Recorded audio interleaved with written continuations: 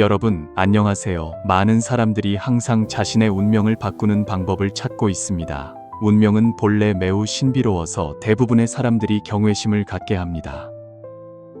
우리는 종종 하늘과 땅의 불공평함, 불행한 운명에 대한 불평을 듣습니다. 많은 사람들은 자신의 운명이 이미 정해져 있어서 바꿀 수 없다고 당연하게 생각합니다. 하지만 운명이 그렇게 신비로운 것만은 아니라고 생각해 본 적 있으신가요? 사실 운명의 변화는 일상생활의 사소한 부분, 당신의 모든 행동과 생각 속에 숨겨져 있습니다. 그 안에는 엄청난 힘이 담겨 있습니다. 만약 당신이 삶에서 이 힘을 붙잡을 수 있다면 어떤 일이 일어날까요? 오늘 저희는 여러분이 운명의 신비를 벗기고 믿음의 힘이 어떻게 운명을 바꿀 수 있는지 이해할 수 있는 완전히 새로운 세계를 열어드릴 것입니다. 이 내용을 다 보고 나면 당신은 운명에 대해 완전히 다른 인식을 갖게 될 것이며 심지어 자신의 운명을 바꾸는 방법을 찾을 수도 있을 것입니다. 그러니 운명의 비밀을 함께 탐험할 준비를 하십시오. 어쩌면 당신은 오랫동안 찾아 헤매던 답, 당신의 삶을 통제하고 주인이 될 수 있도록 도와주는 방법을 찾을 수 있을 것입니다. 사람들은 종종 마음이 가는 곳에 즐거움이 따른다고 말합니다. 결심하고 실행하면 성공할 것입니다. 각 개인의 현재 삶의 모든 것은 그들 마음속 생각의 결과입니다. 마음이 곧고 생각이 올바르며 행동이 규범에 맞는 사람은 무슨 일을 하든 쉽게 성공을 거둘 수 있습니다. 반대로 하루 종일 원망하고 의심하고 미워하기만 하는 사람은 아무리 노력해도 그들의 삶은 제자리 걸음을 할 것입니다. 그것이 바로 도리입니다. 외모는 마음에서 생기고 환경은 마음에 따라 변합니다. 당신의 운명은 바로 당신의 말과 행동 방식에 달려 있습니다. 그러므로 운명을 바꾸고 싶다면 먼저 자신의 마음가짐을 바로잡는 것부터 시작하십시오. 옛사람들은 마음가짐이 바뀌면 모든 일이 바뀐다고 했습니다. 당신이 어떤 생각을 하느냐에 따라 그에 상응하는 운명을 갖게 될 것입니다. 틀림없습니다. 이것이 바로 마음가짐의 힘입니다. 당신이 진정으로 무언가를 갈망할 때 온 우주가 당신이 그것을 얻도록 힘을 합칠 것입니다. 당신이 생각하는 것에 집중하게 됩니다. 당신이 집중하는 것을 자신에게 끌어당기게 됩니다. 당신이 마음에 두는 모든 것을 당신은 만들어내고 있는 것입니다. 그러므로 운명을 바꾸고 싶다면 당신이 원하는 것만을 말하십시오. 운명을 바꾸는 것은 말을 바꾸는 것에서 시작됩니다. 사람들은 성격이 운명을 결정하고 말이 운명을 만든다고 말합니다. 당신이 하는 말은 자신뿐만 아니라 주변 사람들에게도 영향을 미칩니다. 말은 바로 당신 인생의 풍수입니다. 평생 동안 행운과 불운은 모두 당신의 말투와 소통 방식에 숨겨져 있습니다. 그러므로 운명을 바꾸고 싶다면 선한 마음을 유지하고 아름다운 말을 하십시오. 자신에게 긍정적인 암시를 자주 만드십시오. 부정적인 말을 긍정적인 말로 바꾸십시오. 당신이 미워라고 말하지 말고 당신을 사랑해라고 말하십시오. 왜 이렇게 운이 없을까라고 말하지 말고 나는 정말 운이 좋아라고 말하십시오. 정말 귀찮아라고 말하지 말고 정말 멋져라고 말하십시오. 이것을 규칙적으로 하게 되면 당신의 운이 좋아질 뿐만 아니라 삶도 훨씬 순조로워진다는 것을 깨닫게 될 것입니다. 기억하십시오. 부귀 영화를 말하는 입술을 단련하면 평생 부귀와 복을 누릴 것입니다. 인생이 항상 순풍에 돛단 듯 순조로운 것은 아닙니다. 그 여정에서 우리는 수많은 도전과 어려움에 직면할 것입니다. 하지만 실제로는 어려움 자체에 패배하는 것이 아니라 그것에 직면하는 우리의 태도 때문에 패배하는 경우가 많습니다. 그러므로 좋은 마음가짐을 유지하는 것은 매우 중요합니다. 그리고 이 마음가짐은 매일 자신에게 하는 암시를 통해 완전히 단련될 수 있습니다. 매일 다음 3가지 말을 반복하여 잠재의식을 다시 프로그래밍하고 운명을 바꿔보십시오.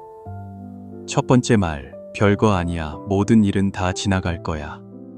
당신이 무엇을 겪고 있든 모든 것은 일시적이라는 것을 기억하십시오. 가장 끔찍해 보이는 어려움조차도 지나갈 것입니다. 그것을 믿으십시오. 해결하기 매우 어려운 일이나 예기치 않은 일이 발생할 수도 있지만 모든 것은 결국 지나갈 것이라는 것을 기억하십시오. 우리는 자신을 거기에 휘말리게 할 필요도 없고 그것에 얽매여서는 안 됩니다. 아무리 거센 바람도 지붕을 날릴 수 없고 아무리 큰 비도 평생 내릴 수는 없습니다. 기억하십시오. 분노는 아무것도 바꿀 수 없습니다. 바다처럼 넓은 마음만이 당신이 성공을 거두도록 도울 수 있습니다. 두 번째 말, 모든 것은 최선의 준비이다. 삶이 뜻대로 되지 않는다고 느낄 때 사실 당신은 운이 좋다고 생각해야 합니다. 왜냐하면 하늘은 결코 당신이 아무 의미 없이 어떤 일을 겪도록 내버려 두지 않기 때문입니다. 당신이 마주치는 모든 일은 당신이 겪어야 할 일들입니다. 일어나는 모든 일에는 그 안에 숨겨진 은혜가 있다는 말을 기억하십시오. 모든 것은 최선의 준비입니다. 우리가 끊임없이 시련을 겪을 때만이 100번 단련된 강철처럼 강해지는 날이 올 것입니다. 받아들여야 할 것을 받아들일 때만이 우리는 더 평온하고 자유롭게 살 수 있습니다. 세 번째 말, 당신이 변하면 모든 것이 변한다. 당신이 원인이고 세상은 결과입니다. 외부의 모든 것은 단지 당신 마음의 반영일 뿐입니다. 인생에서 어떤 일을 만나든 긍정적으로 생각하는 법을 배워야 합니다. 어떤 일이 좋다고 믿으면 그것은 더 좋은 일이 될 것입니다. 어떤 일이 나쁘다고 생각하면 그것은 더 나쁜 일이 될 것입니다. 기억하십시오. 내면이 풍요로우면 외부도 풍요로워지고 내면이 부족하면 외부도 부족해질 것입니다. 그러므로 운명을 바꾸고 싶다면 먼저 자신의 사고방식을 바꿔야 합니다. 자신에게 긍정적인 암시를 만드는 법을 배우면 당신의 운명도 바뀔 것입니다. 그것이 바로 마음으로 생각하면 이루어진다는 것입니다.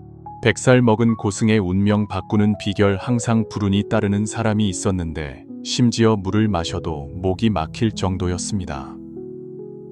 어느 날 그는 단양사 민샹시에 가서 부처님과 보살님께 삶이 순조로워지도록 빌었습니다. 그와 함께 자란 이웃이 물었습니다. 당신은 이 정도로 불운한데 부처님께 비는 것이 무슨 소용이 있겠소? 그 사람이 대답했습니다.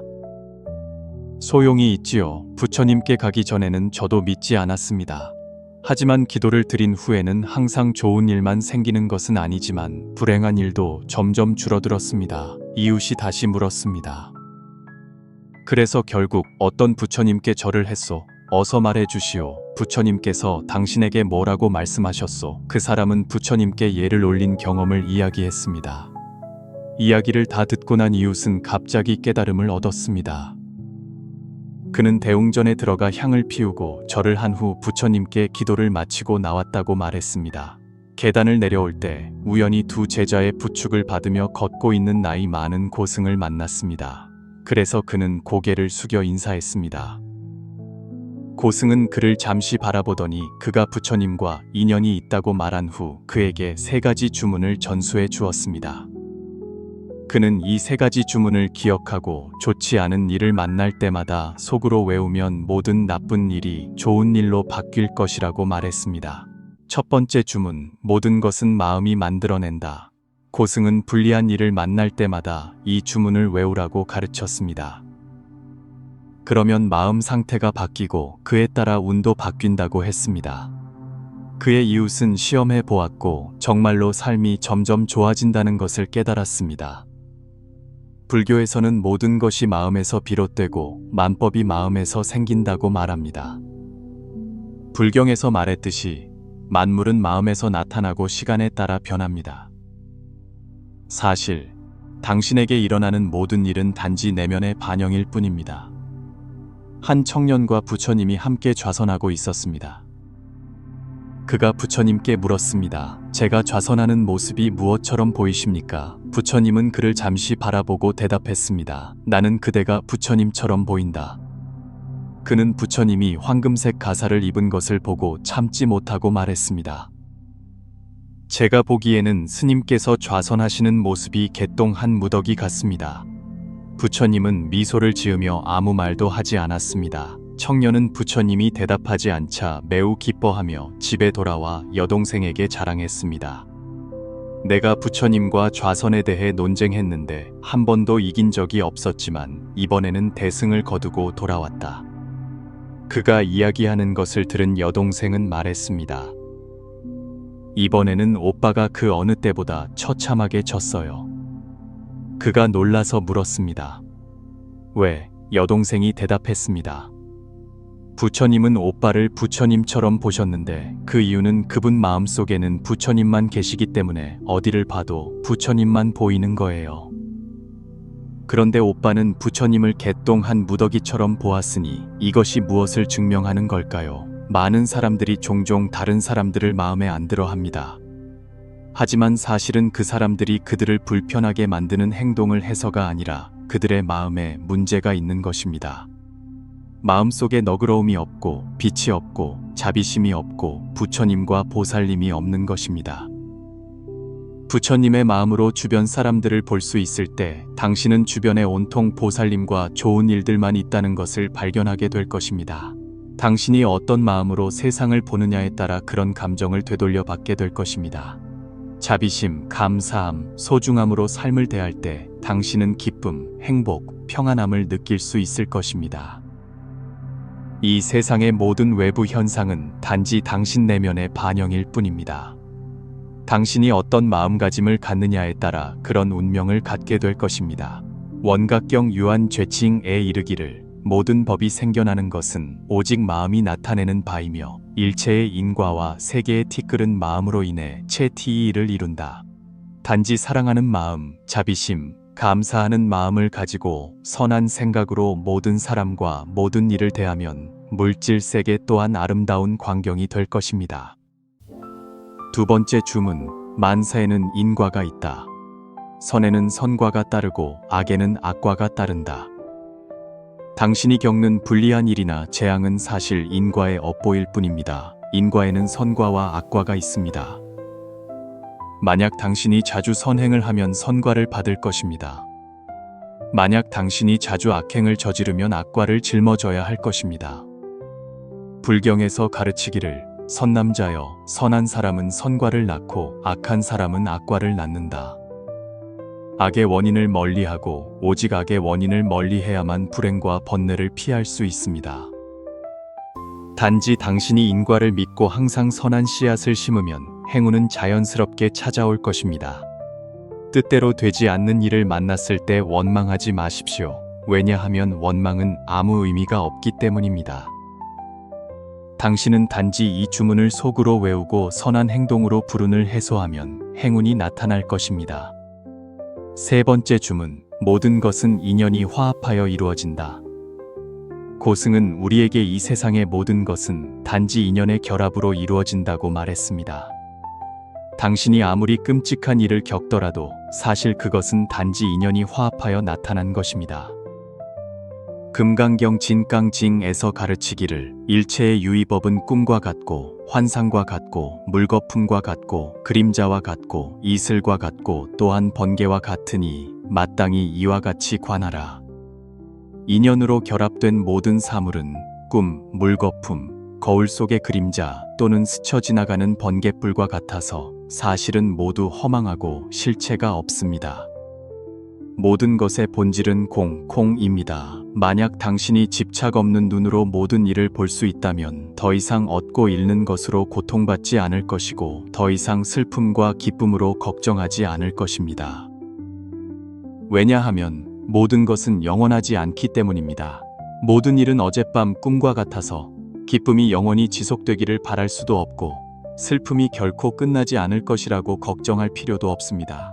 노자, 로지는 일찍이 말했습니다. 화는 복이 의지하는 곳이요 복은 화가 숨어 있는 곳이다. 즉 화는 복의 근거가 될 수 있고 복은 화 속에 숨어 있을 수 있다는 뜻입니다. 기쁨은 일시적이고 고통도 일시적입니다. 당신이 어떤 일을 겪든 모든 것은 단지 일시적인 인연의 화합으로 이루어진 것입니다. 아주 곧 일의 본질은 변할 것입니다. 그러므로 불평하거나 슬퍼할 필요 없이 평온한 마음으로 삶을 대하면 충분합니다. 집착할 필요가 없습니다. 왜냐하면 모든 것은 지나갈 것이기 때문입니다. 모든 일은 더 좋아질 것입니다. 단지 당신의 마음이 좋아지면 행운이 찾아올 것입니다. 이를 만났을 때 이 세 가지 주문을 진지하게 속으로 외우면 번뇌는 자연스럽게 사라질 것입니다. 모든 것은 마음이 만들어낸 것이고 모든 것은 단지 우리가 잘못 생각하고 이를 과장했기 때문입니다. 만사에는 인과가 있으니 이것은 과거의 악업이 무르익은 것입니다. 모든 것은 인연이 화합하여 이루어진 것이니 시간과 인연이 모든 것을 바꿀 것입니다. 인생의 가장 큰 지혜는 자기 자신의 진정한 자아를 찾는 것입니다. 그것은 끊임없이 자신을 내관하고 심리와 행동의 운영 법칙을 이해하며 이를 통해 우주 만물의 운영 법칙과 질서를 깨닫는 것입니다. 도덕경 다오데 징에 이런 말이 있습니다. 남을 아는 것은 지혜요, 자신을 아는 것은 명철함이다. 자신에 대한 이해의 깊이가 세상에 대한 인식의 높이를 결정합니다. 사람이 자신을 진정으로 이해할 때 그들은 또한 세상을 통달할 수 있습니다. 우리가 세상을 이해하지 못하는 이유는 우리가 진정으로 자신을 이해하지 못하기 때문입니다. 세상에서 가장 긴 길은 바로 자신을 찾는 길입니다. 성장의 징표는 내관을 시작하는 것입니다. 그렇다면 어떻게 자신을 찾을 수 있을까요? 모든 사람에게는 세 가지 자아가 있습니다. 첫째, 원시자아. 원초적 자아는 인간의 동물적 속성이며 쾌락 원칙을 따르고 본능에 지배되며 먹고 마시고 생존하는 데만 신경 씁니다. 둘째, 사회적 자아는 인간의 사회적 속성이며 현실 원칙을 따르고 이익에 지배되며 돈, 권력, 지위, 명성을 추구합니다. 셋째, 진화젠5는 인간의 정신적 속성이며 도덕 원칙을 따르고 이상에 이끌리며 정신적 조화, 사랑, 영혼을 추구합니다. 원시자아는 낮은 차원에 있으며 항상 마음을 일으키고 생각을 움직이며 원시적인 욕망과 본능에 의해 움직입니다. 사회적 자아는 현실적인 차원에 있으며 항상 이해득실을 따지고 주변 사람들과 자원을 계산합니다. 진화는 높은 차원에 있으며 항상 위에서 우리를 관찰합니다. 옛사람들은 머리 위 세자 높이에 신명 셴밍이 있다고 했는데 그 신명이 바로 우리의 진화입니다. 심리학자들은 말합니다. 만약 당신이 자신의 잠재의식을 인식하지 못하면 그것이 평생 당신을 통제할 것이다. 그 잠재의식이 바로 진화이며 항상 조용히 우리에게 영향을 미칩니다. 진화는 또한 당신의 원신 유엔신이며 항상 조용히 당신 곁에 있습니다. 일단 당신이 그것을 찾고 그 힘을 사용하는 방법을 알게 되면 인생의 모든 일이 신의 도움을 받는 것처럼 순조롭게 풀릴 것입니다. 그렇다면 왜 우리는 종종 모순을 느낄까요? 이 세 가지 자아가 항상 서로 충돌하기 때문입니다. 원시 자아는 욕망의 마귀를 통제합니다. 사회적 자아는 감정의 마귀와 편견의 마귀를 통제합니다. 이 세 마귀는 종종 일어나 우리를 언제든지 삼켜버릴 수 있습니다. 대부분의 사람들은 욕망, 감정, 편견에 갇혀 이 세 마귀의 노예가 됩니다. 하지만 실제로는 인생에서 우리를 진정으로 방해하는 것은 능력, 시간 또는 방법이 부족해서가 아닙니다. 바로 오만, 편견, 충동적인 감정, 편협한 마음, 무지가 우리를 묶어 마음의 마귀가 우리를 통제하게 만드는 것입니다. 오직 진화 또는 원신만이 우리를 구원할 수 있습니다. 그래서 인간은 항상 큰 내적 갈등을 겪습니다. 우리 내부에서는 큰 원신이 종종 세 가지 마음의 마귀와 싸웁니다. 인생의 의미는 바로 진화를 찾고 진화로 돌아가는 것입니다. 고대로부터 지금까지 모든 성현의 책과 위대한 사상들은 인간이 자신의 진화를 되찾도록 돕습니다. 왜냐하면 인간에게 속한 많은 것들이 진에 의해 보관되기 때문입니다. 예를 들어 천부적인 재능, 사명, 장점, 잠재의식 등입니다. 인간의 수행의 길은 바로 진화의 점유율을 끊임없이 높이는 것입니다. 그러므로 도가 다오갸에서는 수행에 성공한 사람들을 진인, 첸렌이라고 부릅니다. 원신이란 무엇인가? 원신은 바로 과거의 우리 자신입니다. 우리는 이 생에 윤회하기까지 수백, 심지어 수천 번의 윤회를 겪었을 수 있습니다. 그 윤회 속에서 우리는 항상 사람으로 태어난 것은 아닙니다. 어떤 생에서는 큰 선행을 하기도 했지만 어떤 생에서는 큰 악행을 저지르기도 했고 나머지는 대부분 평범하게 살았습니다. 어떤 때는 인간 사회에서 도를 닦기도 했지만 어떤 생에서는 다른 종교나 신앙을 따르기도 했습니다.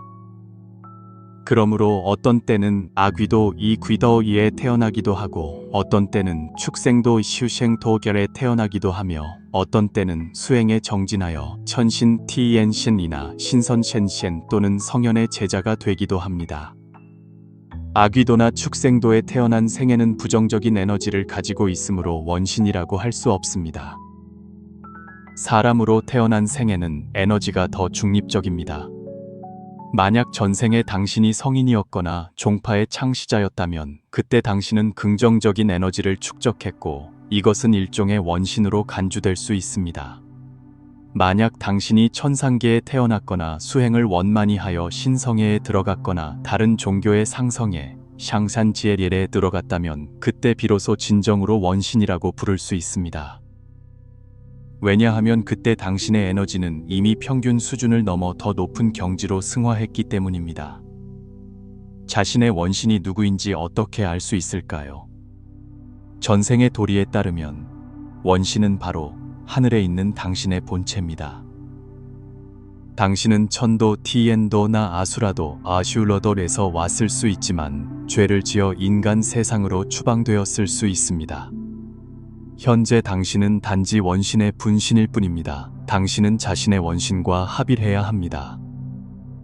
오로지 수행에 전념해야만 천상계로 돌아갈 수 있습니다. 그러나 원신의 기억과 에너지 대부분은 여전히 원령 유한링에 남아 있습니다. 그러므로 제자가 수행의 길에 들어섰을 때 원신을 되찾는 것은 끝이 아니라 오히려 새로운 시작입니다. 일반적으로 원신은 제자가 일정한 수행 수준에 도달하고 마음 상태가 안정되었을 때만 나타납니다. 대부분의 사람들은 꿈을 통해 자신의 원신을 인식합니다. 원신이 어디에서 왔는지, 성과 이름이 무엇인지, 출신이 어떠한지를 알게 됩니다. 다른 사람들은 원신이 그들의 몸에 들어간 후에야 이것을 알게 됩니다. 원신에 대해 명확히 알고 싶다면 먼저 제자의 마음이 청정해야 하고 욕망에 얽매이지 않아야 하며 호기심을 품지 않아야 합니다. 오직 바라지 않을 때만이 원신이 진실을 드러낼 수 있습니다. 반대로 알려고 집착할수록 아무것도 알 수 없게 됩니다. 수행의 길에 들어선 사람들은 모두 원신을 가지고 있습니다. 어떤 사람은 수행을 시작할 때부터 인도를 받기도 하고 어떤 사람은 일정 기간 수행한 후에야 원신을 되찾기도 합니다. 절에 들어갔을 때 특정 신과 특별한 연결감을 느끼거나 친숙함, 기쁨, 심지어 감동하여 눈물을 흘린다면 그 신이 바로 당신 원신의 스승이거나 당신과 인연이 있는 신일 가능성이 매우 높습니다. 흔히 볼 수 있는 원신의 종류 첫 번째 종류, 사명을 띠고 세상에 내려온 원신. 이들은 높은 세계에서 파견되었거나 스스로 어떤 임무를 수행하기 위해 세상에 내려오기를 자원한 원신들입니다. 일반적으로 이러한 원신을 가진 제자들은 완수해야 할 임무가 있으며 그 임무는 종종 꿈속에서 드러나는데 그곳에서 그들은 자신의 근원과 사명에 대해 가르침을 받게 됩니다. 두 번째 종류, 벌을 받아 세상에 내려온 원신. 천상계에 있을 때 어떤 잘못을 저질러 인간 세상으로 추방된 경우입니다. 이러한 사람들은 종종 원신이 감금되어 자신의 내적 힘을 느끼기 어렵습니다. 세 번째 종류, 천상계에서 정겁 킹지에 휘말린 원신. 마음이 동하여 욕정이 생겨 스스로 천상계를 떠나거나 벌을 받아 인간 세상으로 추방된 경우입니다. 네 번째 종류, 천상계에서 중죄를 짓고 인간 세상으로 내쳐진 원신. 이 경우 대부분의 원신은 심각한 상처를 입고 있어 수행자가 몸의 특정 부위의 원인 모를 통증을 자주 느끼며 어떤 방법으로도 치료되지 않습니다.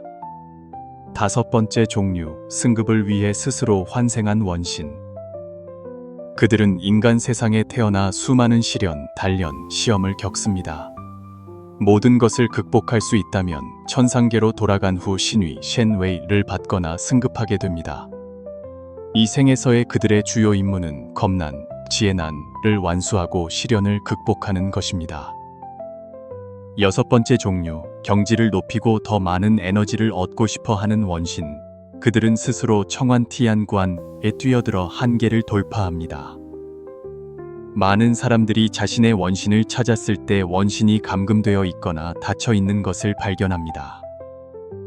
심지어 어떤 원신은 심하게 손상되어 원래의 형태를 유지하지 못하는 경우도 있습니다. 어떤 원신은 관문을 넘는 과정에서 사망하기도 합니다. 원신이 강림하기 시작하면 수행자의 성격에 변화가 생깁니다. 그들의 약점과 결점이 최대한으로 드러나 그들이 부정적인 것들을 단련하고 제거할 수 있도록 합니다. 이를 통해 심성을 향상시킵니다. 만약 수행자의 심성이 원신의 요구사항에 도달하지 못하면 원신은 실제로 몸에 들어가지 않고 단지 그들의 의식과 감각의 작은 부분만 영향을 미칩니다.